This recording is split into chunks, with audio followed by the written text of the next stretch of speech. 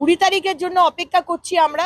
গেল কদিন থেকেই বাংলাদেশ ভারত সীমান্ত উত্তেজনার মধ্যেই এবার সেই উত্তেজনায় ঘি ঢালল বিজেপি নেত্রী অগ্নিমিত্রা পাল, যেখানে গেল 14ই জানুয়ারি খোদ বাংলাদেশের স্বরাষ্ট্র উপদেষ্টা lieutenant general of Jahangir Alam Chowdhury জানিয়েছিলেন ভারত বাংলাদেশ সীমান্তে এখন কোনো উত্তেজনা নেই এবং পরিস্থিতি মোটামুটি স্বাভাবিক অবস্থায় আছে। যেখানে স্বরাষ্ট্র উপদেষ্টা জানান বিএসএফ আর কাঁটাতারে বেড়া নির্মাণ করছে না, পরিস্থিতি স্থিতাবস্থায় আছে। আমরা বলেছি আগামী মাসে বিজিবি ও বিএসএফ এর ডিজি পর্যায়ে একটি মিটিং আছে, সেখানে এগুলো নিয়ে আলোচনা হবে।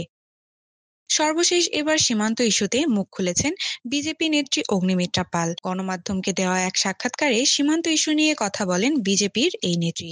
ভারতের সাংবাদিকের এই অবস্থায় বাংলাদেশের উপ হাইকমিশনারকে পাঠিয়েছে আলোচনা করতে, এটাকে আপনি কিভাবে দেখছেন? প্রশ্নের জবাবে বিজেপির এই নেত্রী বলেন, আমরা ভালোভাবে ব্যবহার করার চেষ্টা করছি। তারপর 20 তারিখের পরে কোন দিক থেকে কোন দিকে কোথায় কি ছুটে কি ছুটবে কি হবে কে ঢুকবে কিছু বলা যাচ্ছে না। আমরা তো বুঝতে পারছি মোহাম্মদ ইউনূসের সরকার কিভাবে বাংলাদেশের গরিব অর্ধশিক্ষিত মানুষদের কিভাবে ভারতের বিরুদ্ধে তাড়াবার চেষ্টা করছে, উস্কাবার চেষ্টা করছে, এটা আমরা বুঝতে পারছি। কোনো লাভ হবে না উল্লেখ করে তিনি আরো বলেন, এগুলো করে কোনো লাভ হবে না মোহাম্মদ ইউনূস, 20 তারিখের জন্য অপেক্ষা করছি। আপনারা 20 তারিখ পর অনেক কিছুই দেখতে পাবেন। তারপর মোহাম্মদ ইউনূস আপনি কোথায় থাকবেন সেটা একবার দেখে নিন। নিউজ ডেস্ক, গ্রিন বার্তা 24।